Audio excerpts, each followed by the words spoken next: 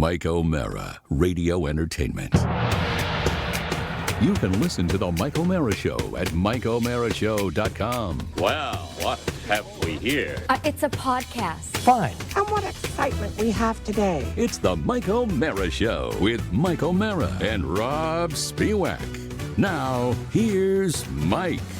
Man, are we loaded today. Not drunk, but we are loaded for bear. We are loaded for activity today. Speak for yourself, Mike. Let me just get this out of the way at the top of the show. A very happy birthday to my middle child, Elizabeth, 27 years young today. I let her snooze. I have not called her personally, but I will say it publicly. Probably She's on the Eastern time zone, right? She's on the Eastern time zone, and she's traveling now, so I just wanted to say happy birthday to Elizabeth, and I will call you later on. She probably, more than any other person in my family, checks in with the show on a regular basis, which I think is wonderful. She's a great, you know what? I'll say this. Happy birthday, Elizabeth. You are a great laugher, and yes, you are she is. very fun to talk From the with, gut. hang out with. She's great. So From happy birthday. The gut. 27 is really old to have a kid. There you go. I know, Josh, you try to get it in, but he throws it. I know. Oh, I was just going to add, today is also my middle child's birthday. Is it really? It is. Go. Well, have at it, please. Brooke Share it turns, with us. 17 this year. And the name of your middle child? Brooke. Brooke. Happy birthday to Brooke. We've got a 27-year-old and a 17-year-old. And as Rob Spiewak will back me up on this, it is what makes the world go round, in my humble opinion. I will leave this earthly plane saying the greatest thing I did was bring those wonderful human beings into the world, and I am in love with every single one of them. I disagree, Mike. I think the best thing you've ever done is low-budget Jeopardy. But the kids are a close second. We are happy to have you here. We got a lot going on, especially a little later in the show. We're going to be talking about kids. We're going to be talking about horror movies, trash, Europeans. I don't know if we're going to get to all of it because we have a guest to start the show today. This time of year, most Floridians look to the sky. This is when we start to think about it, and we think about those hurricanes because when you have gone through a direct hit, which we got from Hurricane Ian a couple of years back. He's a dick. It is it's a scary time. Now, primarily down here, we'll get into the weeds with our guest, but around Florida, it seems to me late August into September is when we really get the hurricanes down here. This gentleman formed Mike's Weather Page. He is an amateur video blog. It is established all the way back in 2004 by Mike Boylan. And he lives, I don't even know where Oldsmar, Florida is, but we'll ask him. Mike's Weather Page was launched in 2004 by Mike. He graduated from the University of South Florida with a degree in marketing in 1996. He joined Facebook in 2009 to establish his weather site, Passion Project, and he has since amassed over 1 million followers, becoming a popular figure in the weather blogging realm, which I know nothing about. He is well known for his live coverage of Atlantic hurricanes as a storm chaser. So not only a guy that loves weather, but a guy that's gotten out there and done it. Let's bring on Mike Boylan here. Mike, thanks for coming on the Mike O'Mara Show. We appreciate it. Yeah, sounds great, guys. Appreciate that intro. And just got back from Texas chasing barrels, so I'm ready to take a little break here, hopefully, in the tropics for a little while. Let's start with that. How I think that we tend to ignore the places we don't live. How are they doing down there? I know a buddy of mine that I went to school with had his neighborhood pretty well racked by that. How are they doing with Beryl? What's the damage like, and where's it going from here? Yeah, it was only a Cat 1, which is something I try to stay away from because every storm's so different. And this one, a lot of locals that live, through all these hurricanes 30, 40, 50 years, some of them told me that this could have been one of the worst they've felt. So every storm's different. Houston still has over 1 million without power. It's a nightmare. There's no gas. I mean, we were trying to get to the airport and just have a good meal, a good beer, and a nice hotel the night we were leaving, and there was nothing. It was like, pitch black.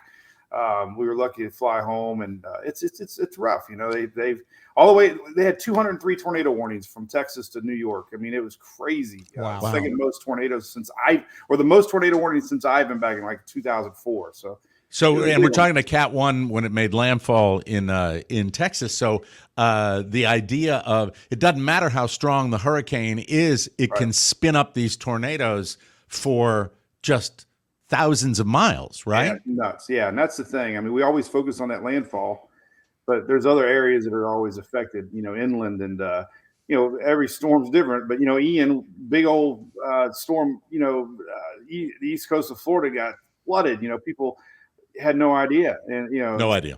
we always talk about all the impacts. Yes, The tornadoes, the hurricane starts a tornado. Is the tornado reliant on the topography? Is a flat area more likely to get a tornado than something that's mountainous? Say?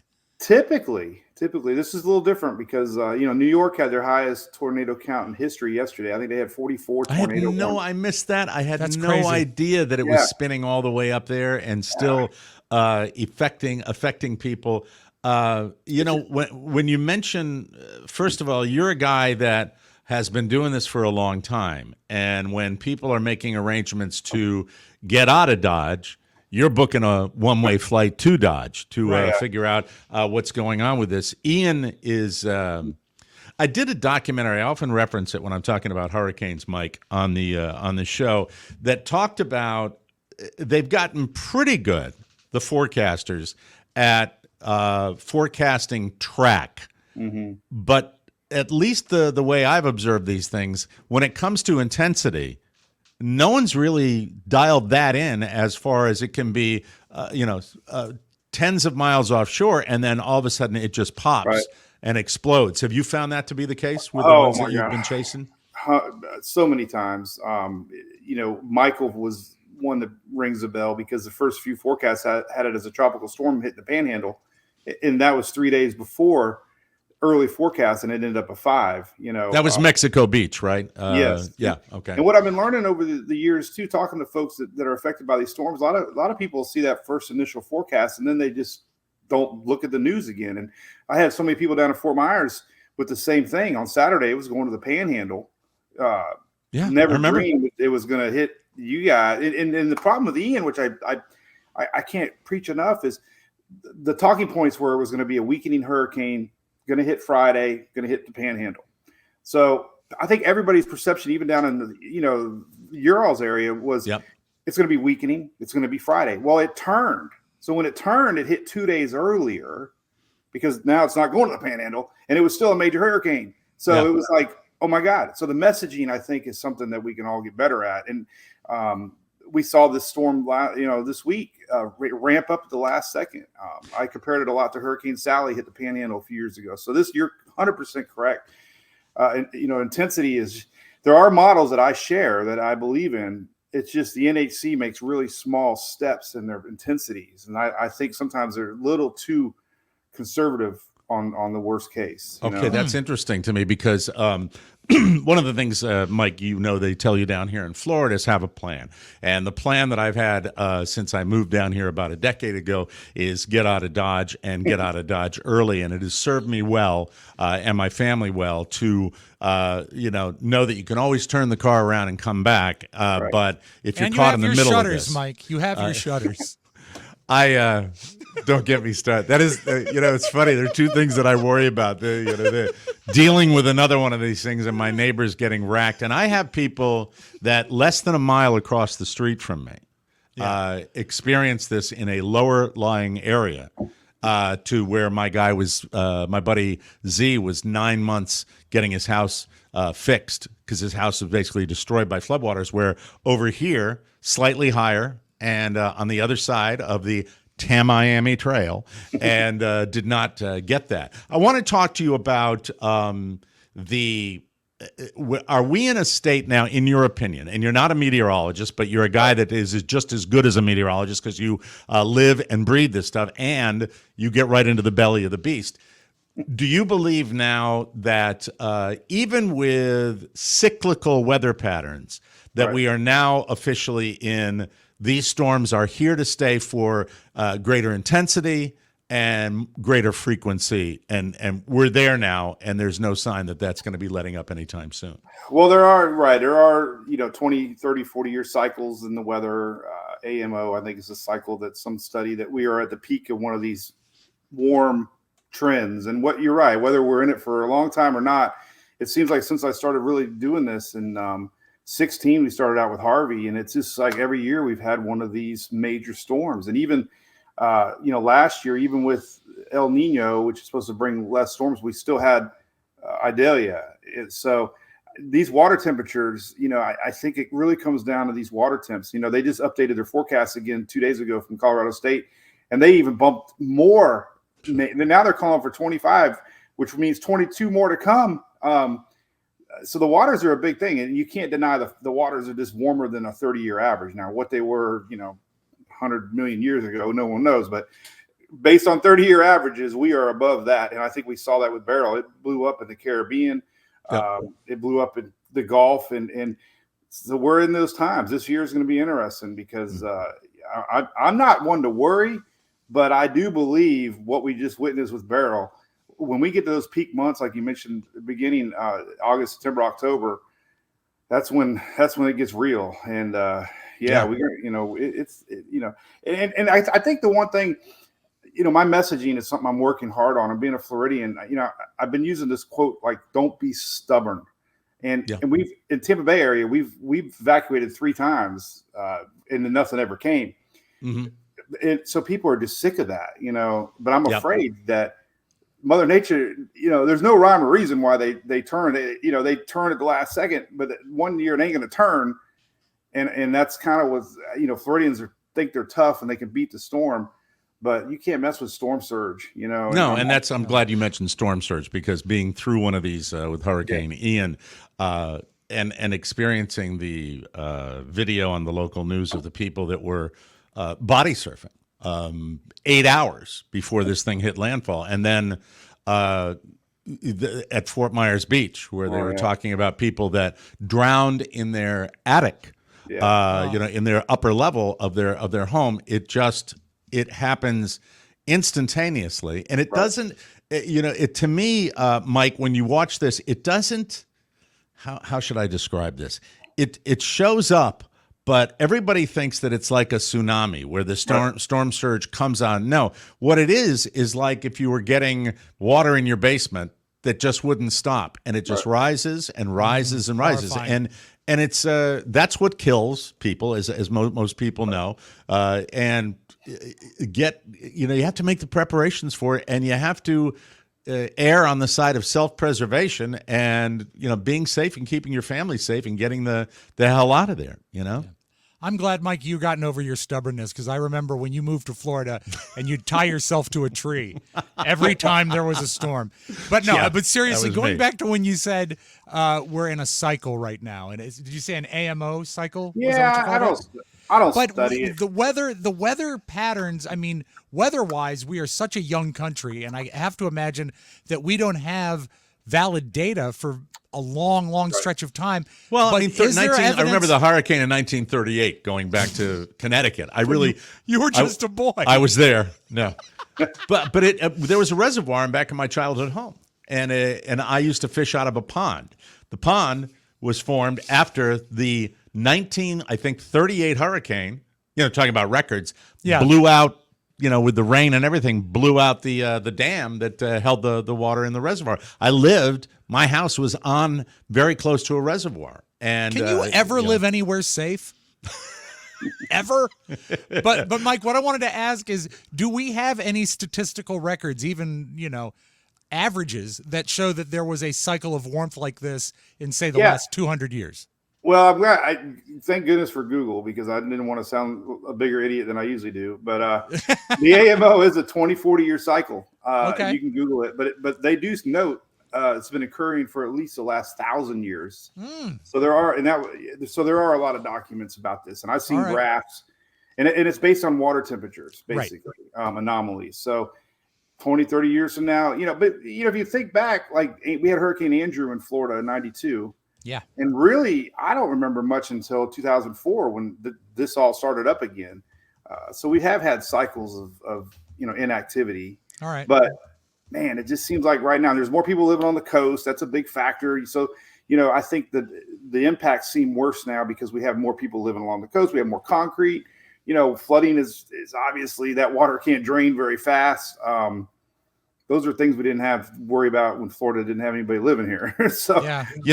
I like the fact that you talk about what you do, but when that you're not a meteorologist. But let me tell you something. This page, Mike's weather page, is going to be a go-to for me when the S hits the fan, so to speak, and it really is extremely detailed, and you got a tremendous amount of information here, and looking at your maps that you love to share with everybody, and they're great. You curate a lot of this information, which I think helps people out here. And when you look at that swath going right up through the middle part of the country of the tornado warnings, it's really scary. Let me get to a question that I think, whether you are a meteorologist or not, what do you think what's it looking, in your opinion? You think we're going to get whacked again in 2024? You think it's going to be an intense season?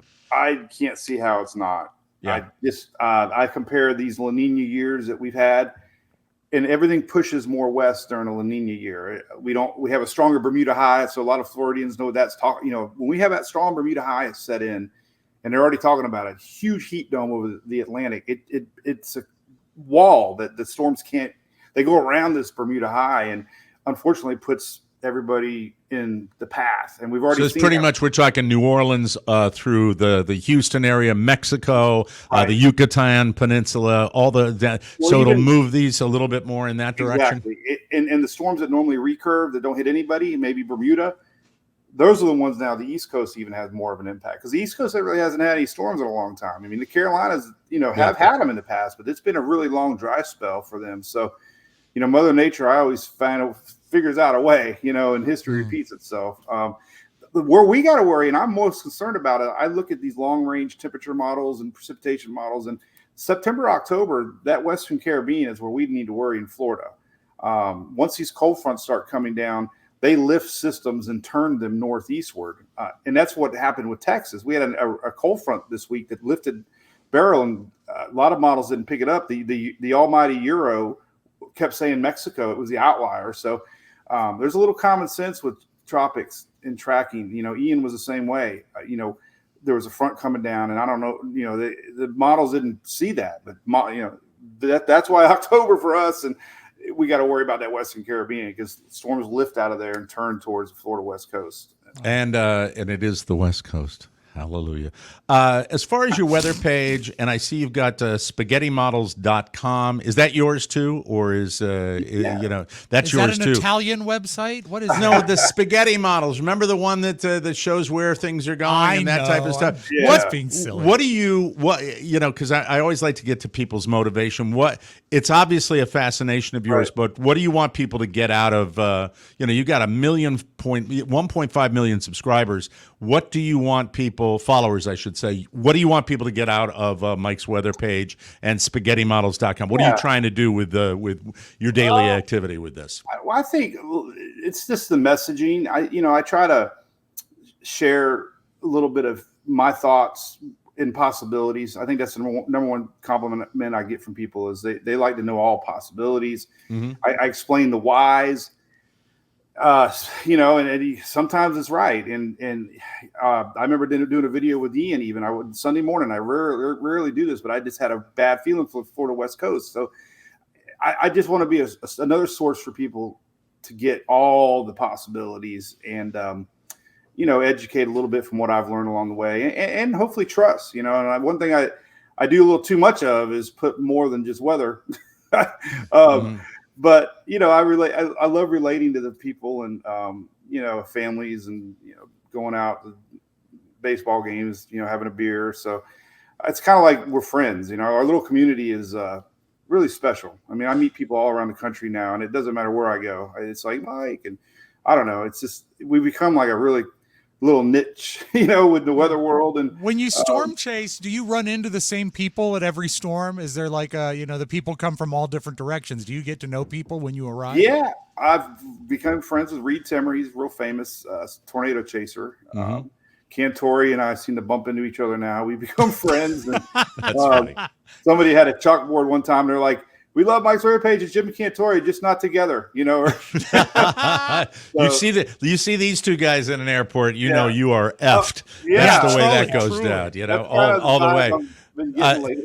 You know, Mike, you go into the belly of the beast for a lot, Burl being the most recent one. Is there I'm trying to get the information for people that might be dealing with this. If you've got, if you're in the cone, right? Yes. And you're in a coastal area, you know, what is there any wisdom you can impart from the countless members of the media and also the people, the witnesses, people who have lived through it? What advice would you give people, you know, when they're looking at one of these cones? Well, the cone is very confusing. The cone is just the eye, and there's the bigger the storm, the more the effects are outside that cone. Right. And what I've been seeing over the years, 2 to 3 days out, usually the outliers end up being correct. And Beryl is another example. Ian, 2 or 3 days out, the outer edges were Fort Myers, right? Irma, 2 or 3 days out, it was hitting the East Coast, barely hitting the East Coast, and Naples got it.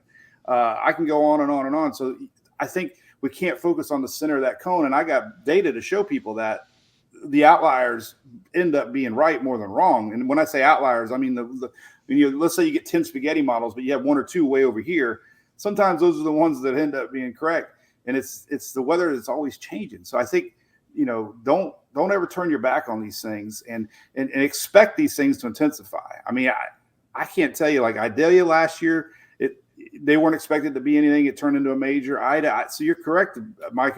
It just, I don't think they put the worst case scenario out there enough, because these things do intensify more, it seems like. You know, when you say something, when I get a golf lesson, I always try to get one thing that jumps out at me, and it just jumped out what you were saying. Expect them to intensify. That is something that I think the complacency, first of all, you want to see a community that's not complacent, see a community that's gotten a landfall of a Cat 3 or Cat 4. Right. There are no complacent people in Fort Myers, Florida anymore. It doesn't exist. And I love that advice of expect them to intensify. Look at the models and look at all of the spaghetti models as far as where they think this thing's going to hit, and plan accordingly, like you would do if you knew you were going to get a direct hit, right? And right. do whatever you need to do. Get to an evacuation center, move inland, move out of the way. I had 3 separate hotel reservations that I changed in the 3 or 4 days prior to Ian hitting, and I ended up being on the east coast of the state when it hit. That's what I do. But do whatever you can, but count on these things. Well, doing it. So one thing I've never experienced until this last storm barrel was storm surge, and I really wanted to, because it's weird, but I wanted to be in it to see it. And I don't know if you saw any of my videos, but we got trapped on a bridge. CNN, Aaron Burnett had one on, and I really wasn't trapped, but the road that we came out of this Sargent Beach community in Texas, the road that we were on ended up underwater in a matter of an hour, and it looked like a raging river. So the storm surge comes in so fast. And I did an aerial drone shot, and so many homes were flooded out there that the locals told me that they've had a Cat 1 in the past and it didn't even do anything. So again, every storm's different, but this storm surge comes in so quick. And if we didn't have that bridge, we would have been not drowned, but our truck would have been everything. I don't know where we would have went. There's no higher ground. So that, you got to think about your exits, because you might be safe now, but if there's only one way out, in Florida, there's a lot of times, and where I live in Pinellas, we have these causeways. Those causeways go underwater. The bridge might be not underwater, but the causeway is, and that's what I just experienced. Sanibel, great example, Sanibel Island. That we had. So I saw that. So don't get the hell out. Like you mentioned, 80% of deaths are water related.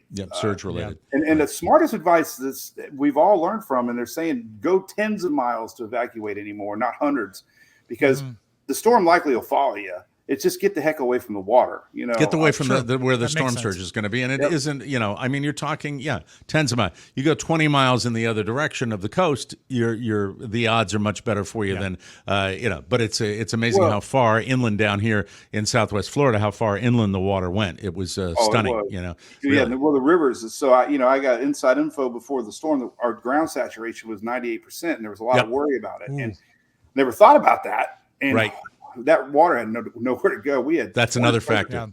Yeah. And so I mean, I-75 got covered, right? Incredible. You know, I got stranded on River Road right there in Venice. Well, you should have known from the name, Mike. Well, let me tell you a little. On Venice. No, River Road. Oh, River Road. Okay. Well, both work in that scenario. Right. My best buddy Phil does all my emails and stuff. He's trying to get us out of there. Yeah, every road we were trying to leave Inglewood. I mean, we rode it out in Rotunda. It was a bad storm, so I was in the middle of Ian. And all of a sudden, the water starts rising, and we're on this road. We had a flashlight to look down and see the yellow line. And I'm like, what's the name? Where are we? And he told me this is North River Road. I'm like, what the hell would you pick a road called River Road? And we literally, like, it was hairy. I mean, I again, you know, in the moment, it's exciting and I get all adrenaline pumping. But, man, I become a Debbie Downer. That's my joke now. When I used to be the guy that never say evacuate. But now I'm the opposite. I'm like, you know, let me tell you, too, with Ian, looting, like, people don't realize the day after, man, there's boats showing up. You know, there's professional looting going on. Every neighborhood that I saw had signs, you know, here to loot, we're here to shoot. You hear gunshots in the middle of the night. You see your neighbor's house across the street with flashlights, people rummaging through homes, and the smell, this mosquitoes, I mean, do you really want to stay for that? I mean, you don't want to be. It's like, you know, the purge is what it's like. It's you can find all this stuff at facebook.com/Mike's weather page, which is really cool. Congratulations. This is your 20th year, if my math is right. Right. What have you seen change? What is the biggest change you've seen in the science in the 20 years you've been covering this? I think it's gotten a little worse. I don't know. The modeling is not as accurate as it used to be. I think maybe there's too much thought. I mean, we used to look at 10-day models and they used to be pretty darn good. Now, like even the Euro was so wrong the last time. So it's made almost like too many chefs, isn't it? It really is. Yeah. Or Mother Nature is just trickier than we think. There was a storm last year that hit Mexico, Acapulco, called Otis, that not one model predicted this thing to be a hurricane. Turned into a Cat 5 overnight, and it decimated Acapulco. Like, there wasn't even one model, and that's scary. That was last year. That is. Mike, if we can, I'd love to get you on, you know, again. And you know, you're going to have a lot of people probably that knock on your door. But can we implore you to come back on when we maybe, I hate to say it, when eventually we're dealing with another one of these, which we will. We'd love to have you back on. And Mike's weather page is rocking. Rob, you've got all the info for that. Share that with our audience so we know where people go for that. It's very easy to do. Facebook.com/Mike's weather page. And you can find all this stuff there. And it's a great source. Mike, thank you for your time. TikTok's my second biggest now. Can you believe it? Really? And the daily, I see the Daily Brew here. What's that? What's the Daily Brew? I do a live show every day. Usually chat an hour. You know, we mingle. We talk what's coming ahead. I do these little 90-second reels that are really big now when there's a storm. So there's a lot of data. You know, I spread it all out. But it is fascinating. The younger generation is clinging to this TikTok thing. And I'll get kids now and they're teens like, hey, I follow you on TikTok. So that's another change I've noticed is the love of weather to a younger audience, not on Facebook. So, you know, it's important.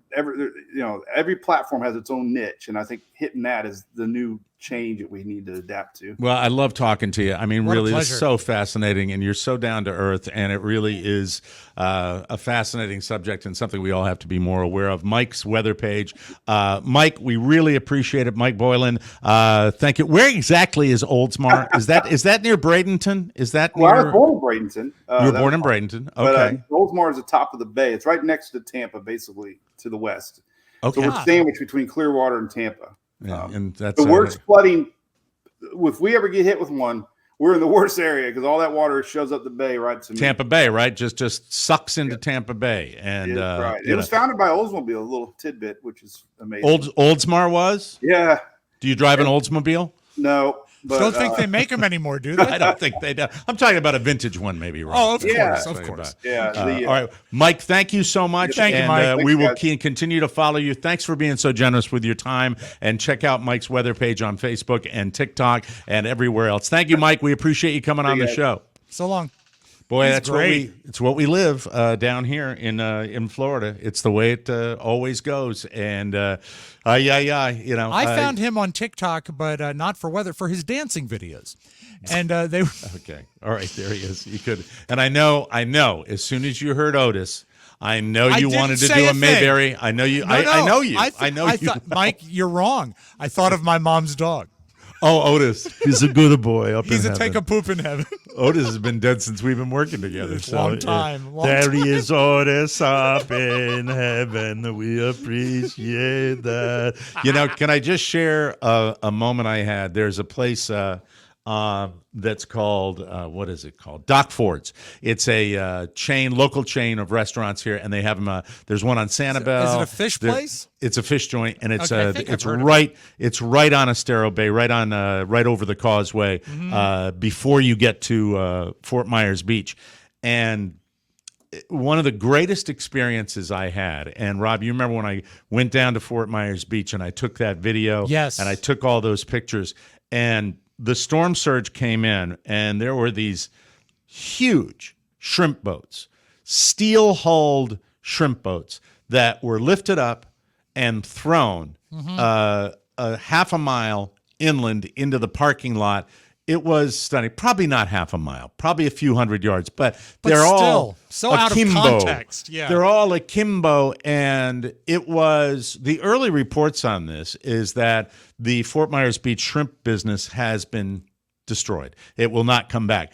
I'm sitting with my kid and my wife, and we're on the water, and we're looking across, and we have a beautiful bird's eye view of all the shrimp boats, all at their docks now, and all of them working. The greatest shrimp in the world. You come down here. That's a little thing you never hear about Fort Myers Beach. Come down here, try our shrimp. It's the best. And it's just great to see the resiliency of people and how people bounce back from these hurricanes. And you heard what he said.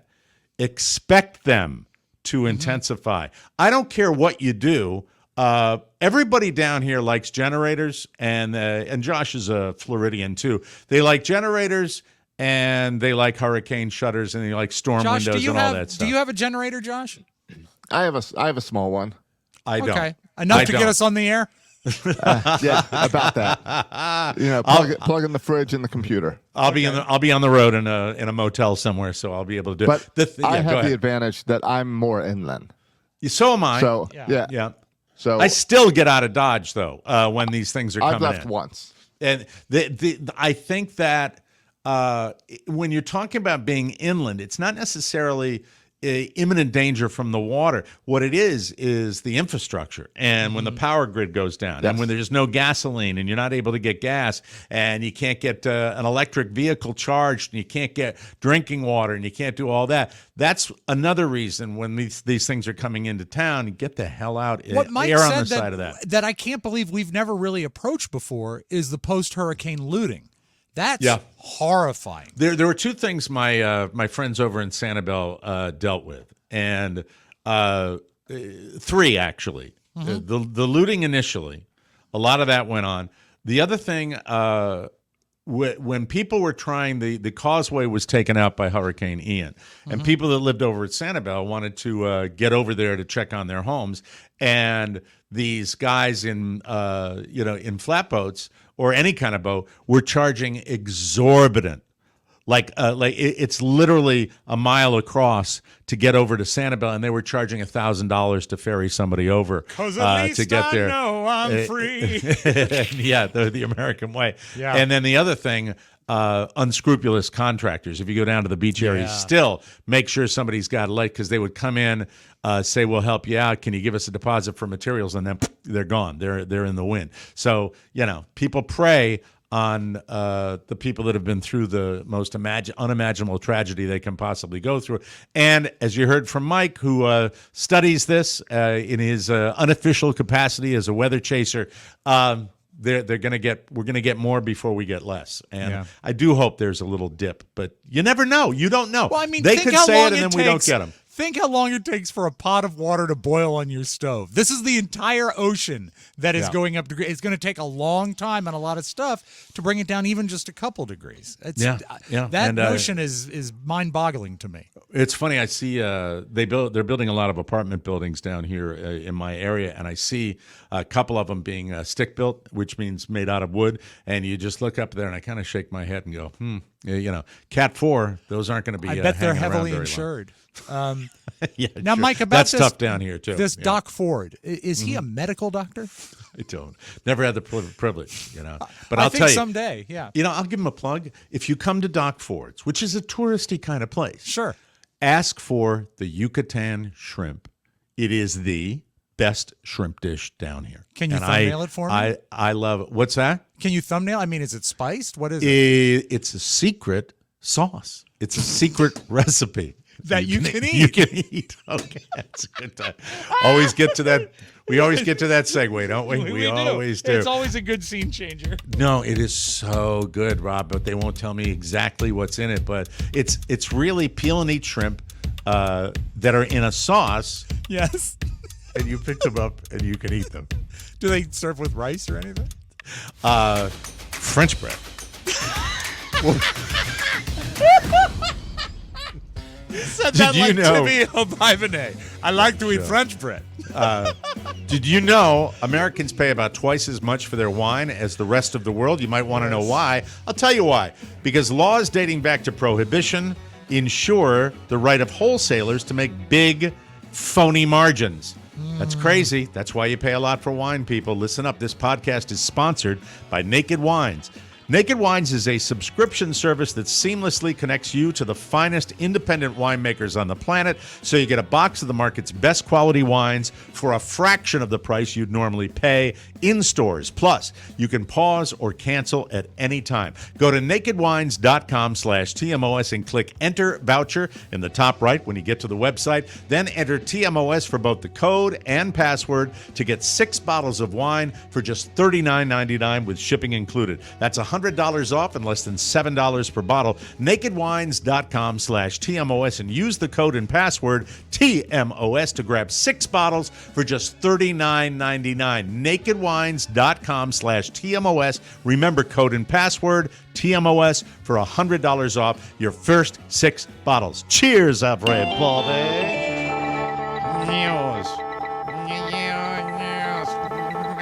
Mike has prepared a newscast for us. Thank you.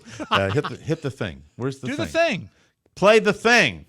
There it is. Obsessive There it compulsive. That way. We start today with Clooney, and got to talk about this because it's very real. It's a big day for El Presidente because he's giving his unscripted, untelepromptered news conference. This is the big boy press conference we've heard the about, big boy. right? Yeah. The big boy. George Clooney has called on President Biden to drop out of the race. He's a super Dem fundraiser celebrity. In an op-ed for the New York Times, he said, quote, "Joe Biden is a hero. He saved democracy in 2020. We need him to do it again in 2024 by stepping down." Clooney says he loves Biden and considers him a friend, but he's losing the fight against time. And he proved that at the debate in his subsequent ABC interview at a fundraiser Clooney hosted. So this is not only the interview he bases this on with George Stephanopoulos, but it's the debate, which we all saw. And then he had personal contact with Biden, Clooney did, at a fundraiser. And the people who are standing by the president aren't helping. He says our party leaders need to stop telling us that 51 million people didn't see what they just saw. I agree. I really do. But don't you think this is kind of a dick move, though? No. Well, I don't. The Biden team has responded to George Clooney. What did the Biden team say? Because they're circling the wagon. They said, who's George Clooney? No. Their response was that George left the fundraiser 3 hours before Biden. So Biden is stronger than Clooney. So they're calling Clooney a liar now. That's desperation right there, in my humble opinion. I don't know. That's a weak reply. But, I mean, if you are an influencer, and I don't mean this in the stupid TikTok way. I mean it in the Hollywood can I just way. interrupt here? Even if Clooney was basing it on people that he spoke to that were at the fundraiser, I'm okay. Look, we saw the debate. I saw the interview with George Stephanopoulos. I've seen the speeches. It's sad. I Can really he save it? It's very Can he sad. save it at this point? Do you think? No, I don't believe he can. Damage has been done. But I have to be full disclosure here. I believe that I support the people he has surrounded himself with that have done some really, really good work. And if push comes to shove, I've made my decision on that. Sure. I'm just talking about the administration, but I would much rather have it's not going to matter if he doesn't get elected. So there's that. But they've said that one of the signs of the great leader is to surround yourself with people that are smarter than you, better than you, get the best people on your team. Yeah. And I feel bad that this misstep has happened because he is a hero. He's a great president. He righted a ship that was wrong. But to come out and just say, well, you know what, thanks, but no thanks, goodbye, it rubs me the wrong way. It's ultimately his decision. It is. is. I believe that, but at the same time, I think there's a lot of denial going on, and it comes right down to Biden and his wife. That's what I've always thought with that. Doctor. Listen, on a related note, that wonderful moment for democracy during the debate when Biden and Trump argued like children over their golf handicaps. Yes. Well, Trump has now challenged Biden to an 18-hole, $1 million charity golf match. Yeah, that's good for the okay. country. Well, That's wonderful. now America's going to be okay. Biden's team also responded to that and said they don't have time for games. Yeah, and that we can all agree on, I think, really. I mean, come on. Ellen DeGeneres is quitting showbiz. She's Finally. out. After her final Netflix special airs later this year, during a recent show, she said, quote, "This is the last time you're going to see me. After my Netflix special, I'm done." She's been through it. I can relate to a degree. When a fan asked her if So are you quitting after your Netflix special, Mike? I don't know. When a fan asked her if she'd ever voice Dory from Finding Nemo again, God, she said, "No, I'm going bye-bye." She has more money than Jesus, so she's doing fine, and also her reputation has taken some deep plunges in the past 10 years because she used to be and when you go through that scrutiny and you go through that, I don't know what really went down on the set of her show and behind the scenes where she was a parent. A lot of people called her a monster to work with. No eye contact, all that stuff. Yeah. I mean, look, it is a pressure cooker to be in the public eye at that level. And, who knows? I think if you've got a way to avoid that nastiness for yourself, you say thanks, but no thanks. She's made us laugh a lot and done some fun things and some She's fun going to shows. keep one element of her career alive. She's going to continue doing Ellen's Hurricane Page. That'll be exciting. I am looking forward to that. Well, here's another person that's had some problems lately. Part 2 of Kevin Costner's Horizon, an American saga, has been pulled from its release date because the first one bombed. It was supposed to hit theaters on August 16th, but now it's off indefinitely. The plan is still to release it in theaters. Kevin and the other producers are trying to give the first movie more time to catch on with audiences. It hits streaming platforms next week. I will watch. Should I have heard of this Horizon? You haven't? No. It's the saga that he left Yellowstone for. You didn't watch Yellowstone either. No, I watched some Yellowstone and it was fine. Oh, but when he left, you sit there with some popcorn and watch Singing in the Rain. You're not watching the contemporary Oh, stuff. Mike, I have to now apologize to everyone for having things that I like. But let me ask you this. Yes. I knew that he left Yellowstone, and I knew he was doing another project, and I just called it Yellowstone, which is not right. Yellowstone, this Horizon. He left Yellowstone because this was his passion project that he wanted to devote more time to. It released, and it was a bomb. I didn't even know it released. It was a bomb to critics. Audiences liked it. Okay. That's why I want to make my own Tomatoes right decision. now, it's got a 48% by critics and a 71% by audience. There you go. So I'm going to look in because I like Kevin Costner Westerns. Dances with Wolves, one of my favorite movies. Part 1 of Horizon cost about $100 million to make, including $38 million of Costner's own money. It's only made about $22 million over its first week and a half. So it's only been out a short time, Rob. Yeah, okay. So maybe that's you don't why. care. You're not going to watch it. You're Well, going to no, I watch won't, but- Donald O'Connor dance. That's what you're going to do. Yeah, because why? Because he's such a horrible dancer? Don't demean Donald O'Connor. What's the movie? Damn it, I'm trying to pull What? it right now. Is it a That's color movie? entertainment. That's entertainment. Great film, Mike. It saved MGM. Debbie Reynolds. Anyway, I do her. that not now. That rich aunt of yours might not leave you as much money as you think. This is pretty out there. At least if she falls into this category of weirdo. The idea of being cryogenically frozen when you die has been gaining steam among rich people for years. But who wants to live forever if you wake up dirt poor, huh? This is true. Ladies? This is true. Bloomberg just did a big article on how, financial planners are trying to figure out how to preserve your fortune as well as your body. You can't leave yourself money when you die, and most states have limits on how long trust funds can last. In a lot of states, it's around 100 years. Florida is the longest at 1,000. 1,000 years? Seriously? 1,000 years. You so gotta now get those out of planners, that place. those planners are figuring out how to create something called a revival trust. One estate lawyer says he's working with around 100 clients. 100 wizened, nasty, greedy clients. Smithers. Who want to be frozen. Well, I want every dime. Don't give any of it to my children, and make sure, Smithers, get me the ice bath. Anyway, the first thing they're worried about is having enough. Oh, God. Really? But they want to wake up still rich? It gets complicated when you parse out the different ways you could be revived. Like, are you the same person if they thaw out your brain? Gross. This is people.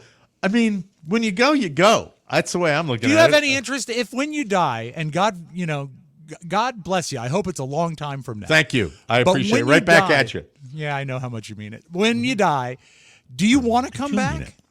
I know. I don't.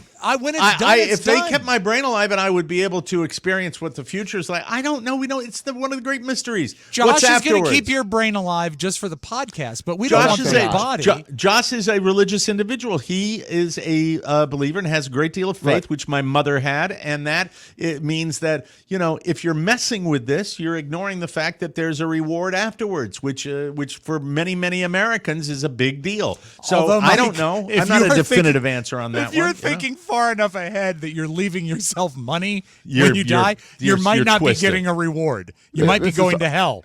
This is also all based on science that doesn't exist yet. Yeah.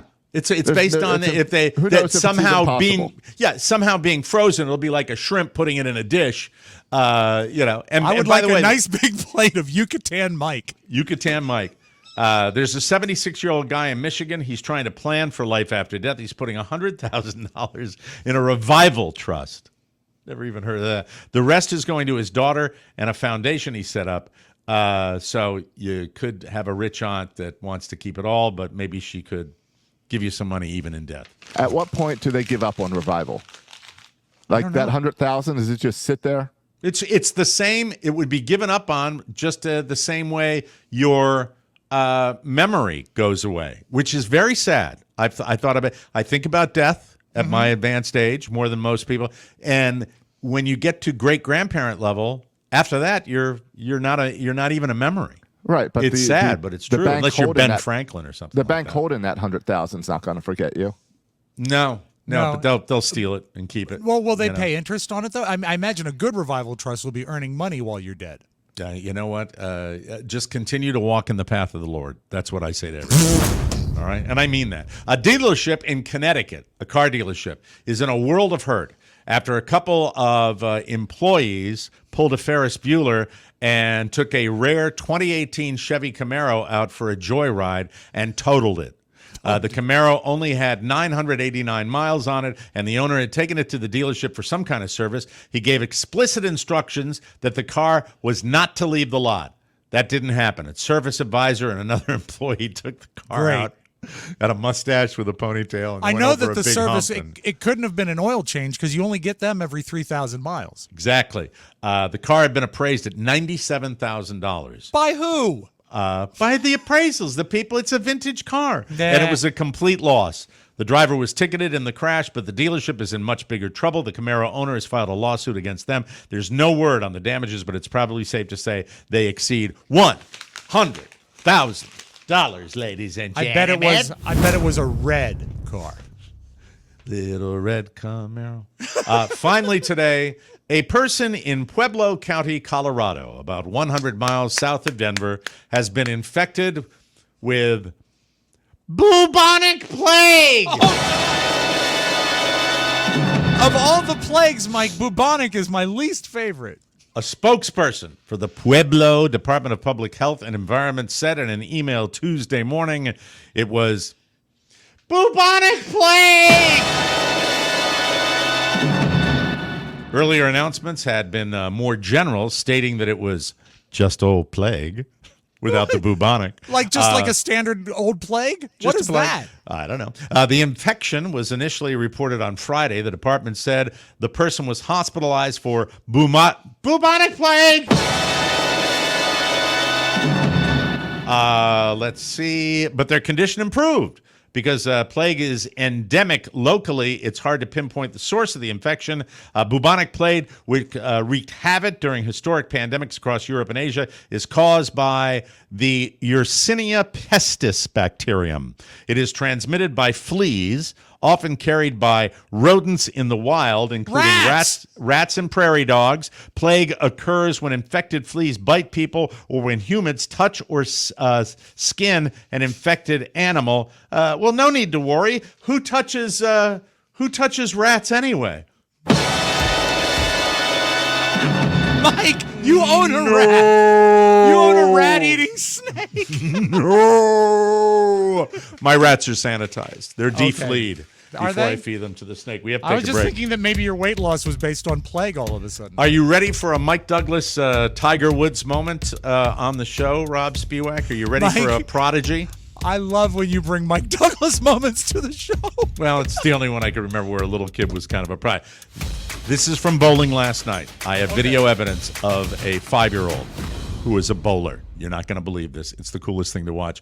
Nobody could bowl last night. We'll be right back with more on this, ladies and gentlemen. Right now, I want to talk to you about it's happening. Yeah, it's happening. TMOS is returning to Las Vegas for our grand reunion weekend. Saturday, November 9th, come be a part of a live poolside taping of your favorite podcast. That's us on the elegant rooftop citrus deck of the downtown Grand Hotel. But that ain't all. Take the whole weekend and be part of our exclusive slots and blackjack tournaments, the Ladies of TMOS Brunch, special discounted hotel rates, limited edition swag, plus lots of fun. Grab your tickets and more info at MikeO'MaraShow.com. We're going to take over the whole hotel. We're going to be there. We're going to see you in the hallway. We're going to see you on the pool deck. We're going to see you in the casino. We're going to see you in the bars. We're going to see you everywhere. It's going to be big fun. Yes, the health club. Well, Carla might be down there. No better way to reunite with your TMOS family and no better place to do it. Join us as we take over the downtown Grand Hotel the weekend of November 9th. We can't wait to see you. Josh Soroka, any updates on what's going on? Anything I left out? VIP is sold out, but there's plenty of regular tickets available. Hotel info is available if you go to the MikeO'MaraShow.com store. That's where you can buy tickets, buy t-shirts, and there's a button that says hotel info. Click on that to get your room rates. And by the way, that Carrie bought a new bathing suit. That's very, very exciting. And general admission tickets you're going to have great seats. It's going to be an not intimate a bad gathering. seat in the house. It's not a ridiculously large crowd, so we're very, very excited about that. So get your tickets, get them now, and get your discounted hotel rates too at the Downtown Grand Hotel, where we always have a tremendous amount of fun. All right, I want to talk about this little guy. Last night was bowling night at downtown Fort Myers, where Mrs. O'Mara and I like to roll in and have our little Wednesday night getaway. We Were really, both brothers really love there? it. Were both brothers on your team there? No, the one brother isn't doing the summer league because he bowls with his family. No, he has not passed. Okay. Ben bowls with his family, but we got Bill last night. Bill was back, but we got our asses kicked. Sorry. But I had to have one decent game. But there is a kid. It's the second week I've been there where I've seen this little guy. He's 5 years old, and his name is Jace. And Jace is the talk of the bowling alley. Number one name in Florida. Did you know that for children? Jace. Yes, it is. Yes. And boys and girls. Both. Thank you. Jace, Carla got some video of Jace bowling. Now, when you see this kid, it looks like he's just randomly throwing a bowling ball until you see the ball curve and the results and what he's able to do. I'm blown away by this little guy. Do we have some video of Jace? Let's see Jace. There he is. There's the right next to her. All right, see him throw that down? All right, you're thinking, oh, gutter ball. Then watch. There it goes. Bingo. That's Wow. Jace knocking him down. He just throws it down. I don't know throws how he it gets the down, spin and you on think it. it's going right into the gutter. Do we have another one of young Jace? do. Okay, let's watch Jace. Here he is again. There, see him just throw it down. Now watch this. He's going to try to pick up the spare. Look at this. He picks up the spare at the far end of the lane. There he is. He's such a cute kid. Now we're sure he's not someone who suffers from dwarfism. This is an No, actual Rob. child. Rob, behave yourself, And please. here's a third one where I think you can really see the spin of the ball. Okay, great. watch this. This is cool. This is super cool. I love watching this. There he goes again. All right, this is another trying to pick up the spare here. All right, so he's going for the 2 on the right. Right. And boom! Wow. There he is. Almost picked up the spare with that one. Do we have That's- any more of Jace's little videos here? I can pull up more. Yeah, You know, there's they one where he gets a standardly- strike, which is fun to watch. They There's standardly- Carla took a lot of video of this kid last night. Have it was a 3 or I 4 was step. confused at first getting a bunch of video of some strange kid sent to me. She didn't explain it? There was after the 10 videos came in. Oh, okay. I get it. All right. Well, So normally you have like a little 3 or high. 4 step delivery. He's got about a 40-step delivery. Here we go. This is another pickup. Watch the pickup of the spare here. Boom. Look at that thing. Bingo. Look at his little wristband. He He's got loves it. He his loves little it. wrist tape that he has there. I'm I watching love him. watching He this throws kid. the ball down and in front, but because I don't think he's using the holes, so I think he's actually putting the He spin holds on it the like ball. this and he spins. Yeah. And I was told that there are some bowlers that actually do it like that. You know, there are lots of different ways now that people bowl, and some people actually do that kind of push forward and get the spin. I on know it. you. And- I know you pretty well, Mike.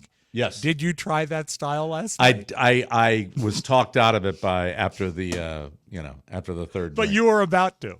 You were Mm-hmm. going to go up there and just throw the ball down. But I have to tell. And Josh, if you find any other ones you want to pop on I'm there, looking for the please- strike now. Please do. I believe Okay. that's the one I'm pulling up now. Okay, let's say one last This is Jace. video of Jace at the bowling alley last night, and got Jace's parents. There he is getting his bowling ball. I love this kid. Look at him getting ready to go. There he goes. The ball weighs more than he does. Yeah, I agree. On his head. All right, here we go. This is Carla. He's shaky on the count now. Zooms in. All right, let's see. Here it comes. And That's there it is. There a he wicked is. hook. I mean, he is literally on the edge of the gutter, and it comes back in right in the Oh, pocket. I love that kid. Yeah, really. I give him the high five right there. Really, really good job, Jace. Now, that's not the only story from the bowling alley last But night. wait, there's more. This is exciting for me. This really, Yes. really is. Last night at the bowling alley, we got there super early, and I'm like, oh, God, there's nothing to do. Carla was going to get something to eat, but I used my calories for the day, and I knew there was going to be some What'd she- alcohol involved. What did Yes. she get to eat at the bowling alley? Bowling alleys can be. I good food. literally don't remember. I don't remember Okay. what she had. Did she I'm get the sorry. I know sushi? that disappoints. She did not get sushi. Sushi. But you know what they have in the bowling alley, Rob, in the back right corner, in the dingy little right corner of the bowling I'm alley? afraid to ask. Slot machine. Oh no! No! Guess who went home? Jesus, that's loud. Guess who went home with a little extra cash in his sock? First of all, that's gross to put cash in your sock because I used to work at a Safeway where people did that.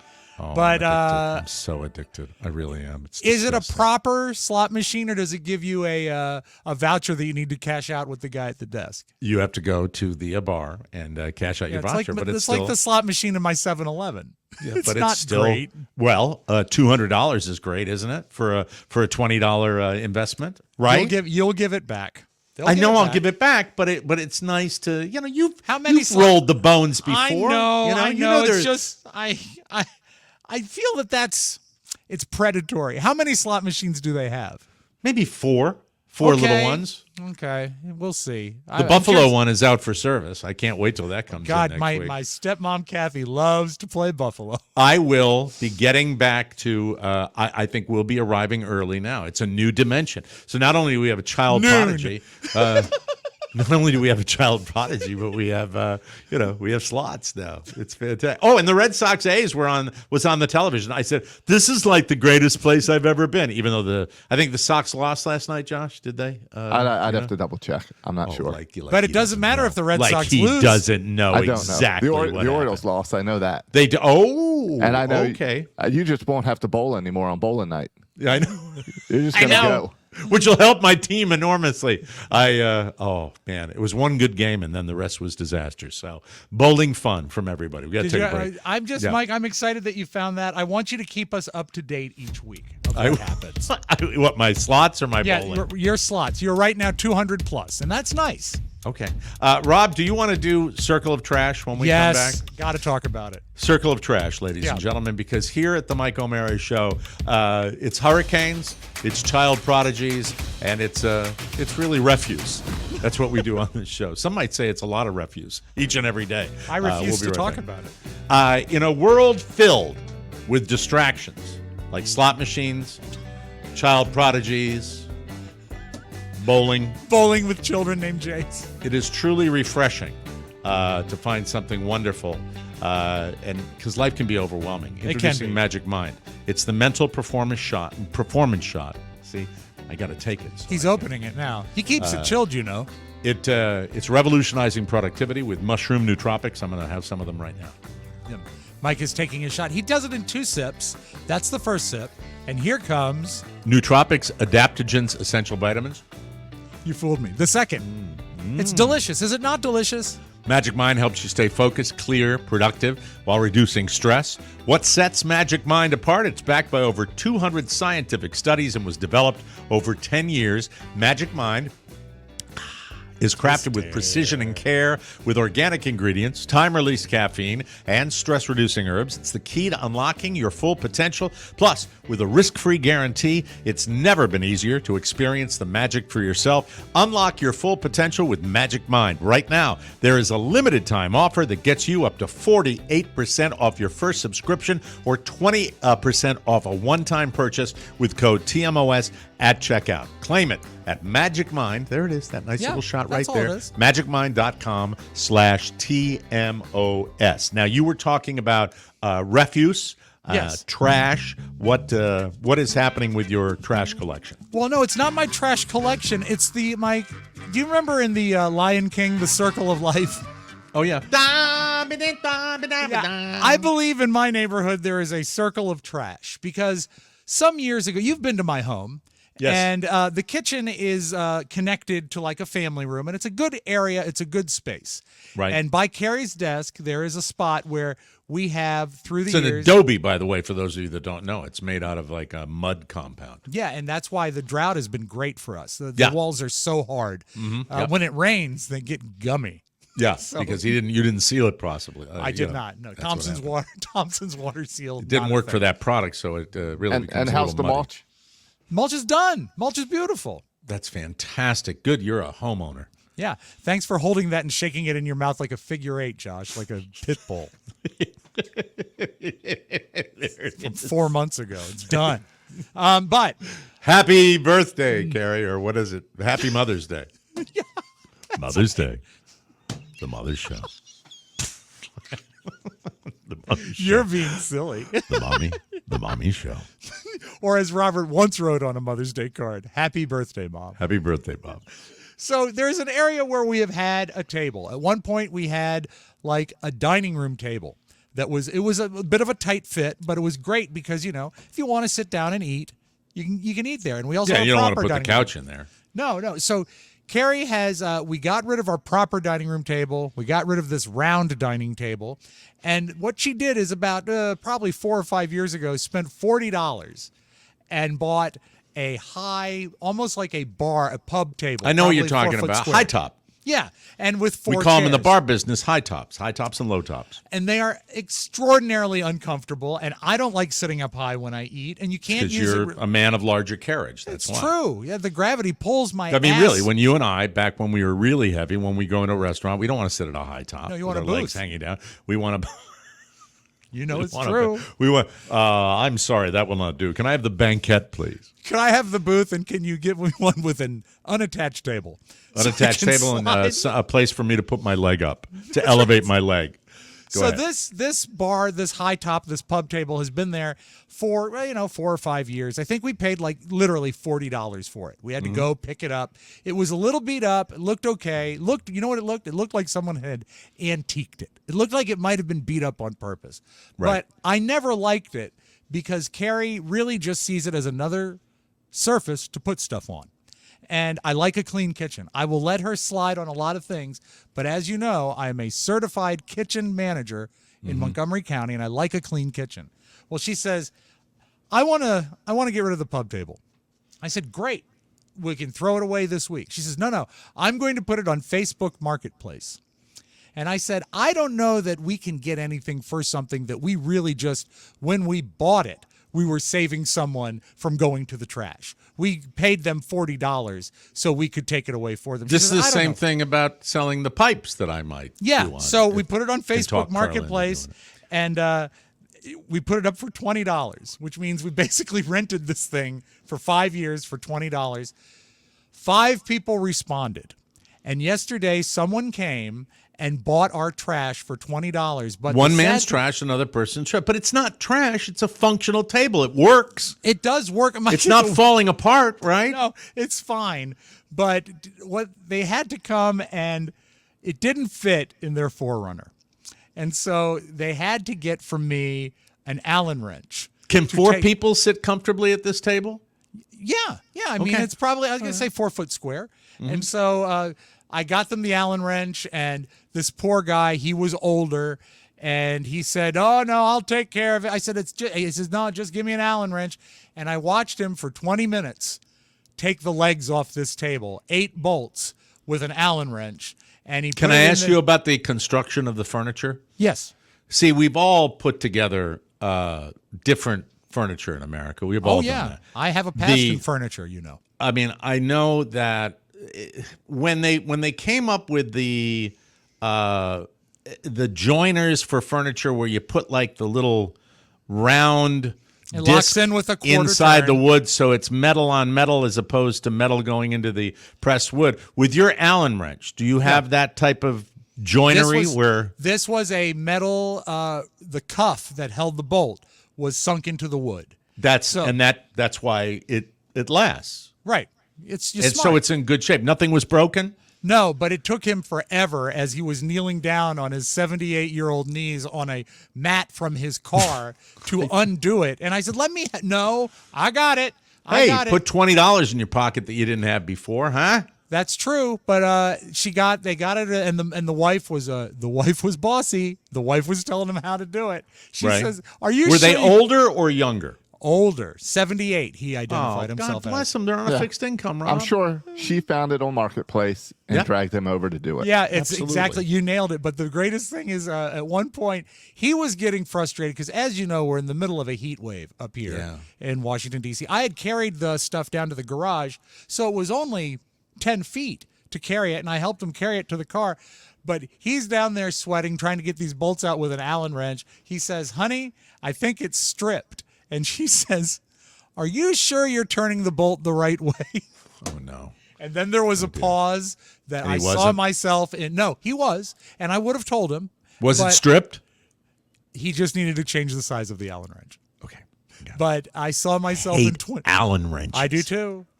But I saw myself, Mike, in 20 years with the look of anguish on his face when his wife said, "Are you sure you're turning it the right way?" It's like, that's die, something. That's die, lady, die. There's a lady in this house that might ask the same question. That's true. That's true. That's so. You know what? My greatest moment. Yeah. And I don't know where it was, but I know what it was. It was a stereo cabinet. And I was putting together this was glass doors, cheap. The worst. It might have had the glass, but all I know is I'm putting the back together. Yes. And I put the top of it, which is a thick piece of pressed wood. Right. And then I'm putting the sides of the cabinet thinner together, pressed wood, which is thinner pressed wood. And I put one, and it was freestanding. And I thought mistakenly that I could leave it freestanding whilst I got the other thin piece of wood for the back. And as I move over, I see it teeter forward, removing triangular chunks of pressed wood. And it's rendered like in one moment. It's rendered completely useless. Exactly as it goes. The cardboard back is the most important thing on a cheap. These bookshelves behind me. If you don't have the cardboard support back, it with the cardboard first. It's going to accordion. So they finally get all this done. This poor lady, this poor man. I give them bottles of water. They do. Once it's disassembled, it fits in kind of because there's 4 tall chairs as well. So we've got to sort of marry them together. Get them out the door. She says, "I left your money on your trash can." What kind of seats were they? Were they cushioned seats? No, hardwood. Oh, yeah. Well, that's not a bad deal for $20. It's just it was. What did you hate about them? I didn't like that they were high. There was discomfort. Well, that's not quality though. That's not a quality. The quality is fine. And I'll tell you this, Mike. There was no pressed wood on this. It was all solid wood. It's just not anything fancy about it. But I was ready to throw it away, but someone bought it. And that is the circle of trash. There's always someone to take your trash and make it better. And then after all of this goes on with her, Carrie texting people. Take your trash out and make it better. Carrie's texting people and finding out when I can see them and am I going to be home and can I help them and can we move the table? I said, yes, yes, yes, yes, yes. Finally, we get it done. I text her that everything is done. She comes home and the first thing she says to me yesterday is, that corner looks so empty. Positive reinforcement, feedback. You know what? I will never get rid of my dining room table ever. It will stay here forever. I love it. I love it. You know what I love best about it? What? It's made of solid ivory. It really is. Good for you. It's fantastic. Yeah, that's right. why it'll never move. Yeah, well, and that's why I will never let the authorities in unless they have you a ever search seen? warrant. You've not seen it, Josh. The legs are actually elephant feet. Elephant feet. The top is ivory. Yeah, I mean part wood, but the bottom are with the toenails. That's what it is. We'll be right back, everybody. It's a stupid show. Hats. What? Hats. Elephant feet. Hats. There's one ivory? of them right now. Is that ivory that somebody said? Yeah, you're damn right it is. Yeah. Got it on Shot Safari. it myself. These are great hats. By popular demand, we now have extremely limited runs of the brand new TMOS Summer Cap, the ultimate accessory for fans who want to show their support while staying cool and protected from the sun. It's available in vibrant red, crisp white, classic light blue like this one, or sleek black, ensuring there's a perfect match for everyone. Plus, tickets and merchandise for the Grand Reunion Las Vegas weekend and new T-shirts that you haven't seen yet. Don't miss the ultra cool TMOS Challenge coin. We challenge you not to like it. So hurry up and support the show at the TMOS store. Every purchase keeps the laughs coming. TMOSstore.com, the source for all things Mike O'Mara Show, official, authentic, and awesome. Thank you for your support. And remember our motto, Rob Spiewak. If you don't buy it, we don't sell it. That's it. That's our baby. motto. Let's Take do it it. away, baby. Absolutely. Yes. Ivory. I love it. Toenails. It goes with the scrimshaw lamps that I have here. The flip side. Got them from a whaling captain in Marblehead, Massachusetts. Mike, we've been together over 30 years. I don't think we've ever used the word scrimshaw on this Scrimshaw. show. No, probably not. That's probably accurate. And Yeah. we did it today. That's what I love about this show. Hey, Josh, I promise you that I will not burden you with constant calls about ticket sales for Las Vegas. The best thing you can do, Josh, I've watched this before. Just text him on a daily basis and get him off your back. No, We're in good shape. I'm here to tell you, you don't need to do that. I am going to discipline myself and not be obsessive compulsive about The this, way you all right? disciplined yourself at the slot machine. I promise you, Josh. Shut up. Well, Yes. I'll tell you the fact that VIP sold out so fast took Yeah, a lot and- of stress off. We're very excited, and but get them soon because it is a limited supply of tickets. Very limited number. It's not like we can add them. This is the pool deck. I mean, this is what we got. Okay. Yes. So thank Mike, you. we this week have already had the TMOS Criminal of the Week. It's very rare that we have them twice in a week. You remember, of course, Mr. Pancake, who was found with gerbils. Saw him on the local news. Way to go, Scoop. You scooped the local news here in go. Fort Myers. You remember that Mr. Pancake had gerbils in his pants. Yeah, he wasn't happy when they were slapping the handy-dandy wrist warmers on him. So let's go to, Mike, up to New Hampshire. Kenobi Lake Park is it's an amusement park, and they have a lazy river. And our villain of the week, our criminal of the week, is up there in New Hampshire, and he gets to be the criminal of the week based on two things. Not his name this time. It is his crime and his mugshot. A day of fun at Kenobi Lake Park turned uncomfortable for some families on Wednesday. There was a male subject there who was completely naked.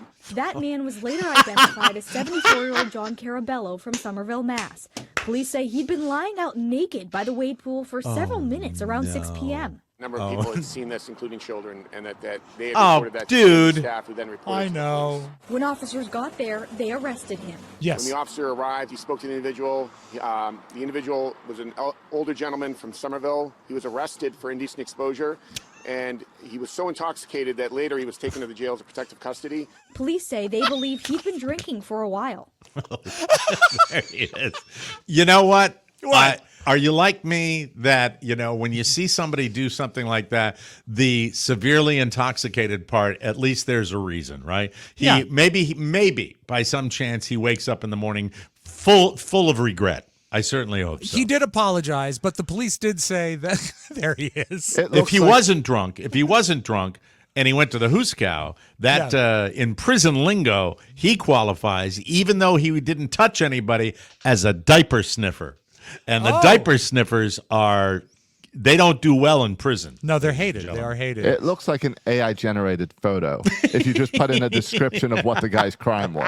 Yeah, it's a genuine photo, and he did apologize, but the police say they're trying to enforce now people that start drinking before they get to the park. Oh, that very must dangerous. have been the problem. Yeah, you know what we call those? Pre-gamers. This shirt even looks like a guy that would take it off quickly. Yeah, Yes. It looks almost like it might be terry cloth. Mm-hmm. Yeah. Stay away from the naked man. That is so Well, gross. congratulations on having two criminals of the week in 1 week. The Simpsons have been on forever. I don't watch them anymore, but I did for many years. And because they've been on for, I guess, over 30 years now, they've made many predictions that have come true. Okay. This is perhaps one of the most obscure. Before you watch this clip from 28 years ago on The Simpsons. 28 years. This week, Cypress Hill, the band. By the way, when I was in jail, Cypress Hill had been carved into the paint of my cell. The word Really? Cypress Hill. So that's So a something big I fan? should always remember. I didn't do it, but I'm sure the person who preceded me did. But anyway, Cypress Hill, they predicted that they would play at the LSO. The LSO, the London Symphony Orchestra. How silly is that? That the Cypress Hill would play with an orchestra. The Simpsons joked about it 28 years ago, but this week it came to pass that Cypress Hill played with the LSO at the Royal Albert Hall. Let's go to the tape from 28 years ago. Bands, who is playing with the London Symphony Orchestra? Come on, people, somebody order the London Symphony Orchestra, possibly while high. Cypress Hill, I'm looking in your direction. There they are. Orchestra? What's up with this orchestra? Where'd the orchestra come from? I don't know, man. They didn't tell me about this, man. We gotta do something. Yeah, we think we did. Do you know Insane in the Brain? We mostly know classical, but we could give it a shot. So There you go. That's it. They got it right. And Cypress Hill as themselves. What did you carve in the wall when you were in the joint? Help me. Yes, Josh, you were going to say something. Well, Cypress Hill has said that since that episode aired 28 years ago, that every year or 2 years they talk about how to make it happen. Oh, so they finally did. So they Good for finally them. did. That's Yeah. awesome. I love that. Good for That's that. great. Mike, don't go to Canadian airports. Their baggage Now, is this handling because of your general discrimination I have against proof the here. Canadians? I have proof here. They're not good at handling baggage. Let's say that I believe it was Vancouver, and you're shipping eels. They might let your eels escape. This is on the tarmac. Just eels everywhere. How gross is that? It's like oh my God, it's like a horror movie. Where are they coming from? Oh, the box. The box busted open. Do you think they're for like food? Maybe. I don't know. I don't like the only eel I like is my eye off the side. Oh, I'm sorry. The only eel I like is Kim Jong Il. That's Un, dude. Oh, sorry, Kim Jong Un. Because but, sushi, right? Don't they have eel in sushi? And by the way, for sushi lovers, I eat eel all the time, and it's kind of creepy when you really think about it. Eels, it's gross. Snakes of the sea. Mike, did you celebrate 4th of July up in Providence there? Yeah, I went over there. We went to Providence. Took some a beach stay down in Mesquamicut and East Beach. Then rolled up. Drove by those expensive homes in Newport, and where? And then ended up in Newport, and ended up in Providence. Providence Rhode has something for the 4th. They call it Fire on the River, and they Fire go down to the river. on the river. Yeah, and you can take boats on the river and see the fireworks. But do you think a rabbit can swim? I know we really tackle the what a big great topics question, on this show. because I'm trying to think. I don't think so. No. Well, then you might be right, because this lady their bottoms are too heavy, right? With those big she legs. jumped into the river to save a rabbit. There's a woman who probably didn't think twice. I saw a large This splash. guy. The woman jumped into the water over here by the Steeple Street Bridge. Then That's a swam gondola. over to this wall where she got the bunny out, but then realized she didn't Those have are a good way out landmines. herself. They're not landmines. Christine Mayno and the crew to the rescue. Well, Here's we got the crew. phone call that there was a rabbit in the river. But as we're coming down through Citizens area, my first mate looked and she said, "That's not a rabbit, that's a person." Smart. Was it a rabbit or a person? The woman jumped in to save the rabbit. And was she successful? She was successful, and everyone is still alive. Would you jump in a river to save a rabbit? Hell no. I would be worried that it would bite me with its little, Bugs Bunny teeth. And don't worry about it, because rabbits can swim. They can. That's why Josh is here. This is brilliant. This level of engagement with the new incarnation of the Mike O'Mara Show pleases me. There's been a lot of great stuff on this show today. That moment right there, when he pops in with that rabbits can swim, it adds the educational component to the show that I value so totally. Sorry, just got exuberant. Rabbit. Rabbit. Yeah. So if you're up there, I don't. First of all, I don't know. The whole story is weird to me. Why? I think the rabbit was probably thrown in the water, because I don't think a rabbit would jump in the water. I tend to throw them in the water. We are like we're just goofy with rabbits down here in my community. Right? I didn't know that. Oh God! And I have 2 terriers, so when they go outside, it's like, and they want to chase after. Well, we have yard bunnies. I like my bunnies up here. Yeah. The article I pulled up said that some rabbits enjoy swimming. Mm-hmm. So that rabbit might have just been enjoying itself, and she ruined it. Yeah, because she ruined it for the rabbit. Yeah. They only do breaststroke though. Really? Mm-hmm. Just go ahead. Let's just all move right. forward. Let's close with this, Mike. Michael Douglas. I can remember in my lifetime when he was quite the dashing romantic lead. Remember the Streets of San Francisco? Michael Douglas was the go-to guy back in the day, and made a lot of great movies. Has made a lot of great movies. Yeah, and he is still married right now to Catherine Zeta-Jones, and he golfs with her. Yep. And I found this clip a little upsetting, and I'm wondering if you ever golfed with Carla, if you observed the same rules. Tell us, what does she make you do when you lose to her? Whip it out. Oh my God. This is The View. Love it. Drop the trowel and whip it out. That's the secret to a marriage. This thing like senior golfers, all right? So Love it. I'm going to be 80 now in September, so now I play off of ladies' tees too. So I don't have to do that anymore. Okay, I don't. All right. Well, what does she do if we lose it? Does this continue? No, it's okay. for all parts. There is and this is for non-golfers out there, and I can speak to this because I know there is a rule. It is one of the unofficial rules. Nobody adheres to it, but this is that if you are playing for the men's tee and you mishit a shot so badly that it doesn't get past the ladies' tee up in front of you, that you are required to whip it out. That's what he's referring to. It got confused Mike, in the translation. you made up that rule. Well, yeah, it's so I could look. There you go. He's got the only golf bag, Josh, with a tape measure. Yes, sir. Wow. Well, look at that. How about that? We have to Actually, go. Mike, that policy was instituted by Arnold Palmer. Yes, yeah. Arnie used to love to lay it on the table. You know, get out your yardstick, Arnold.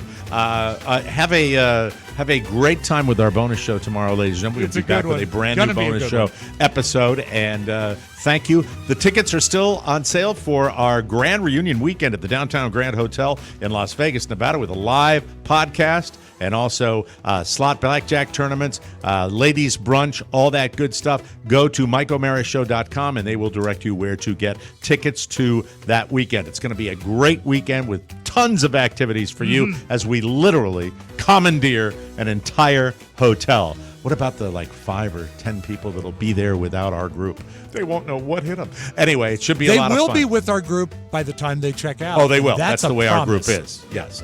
We will see you tomorrow for the bonus show. For Josh Soroka and Rob Spiewak, Mike O'Mara saying, so long, everybody. Rabbits like to swim. Want more? Make sure you check out the Mike O'Mara bonus show. Get it at MikeO'MaraShow.com. Mike O'Mara, Radio Entertainment. Why don't you love me? What the flip was Grandma doing at the sand dunes? We don't make mistakes. We have happy accidents. The rent stays like a buffer. Here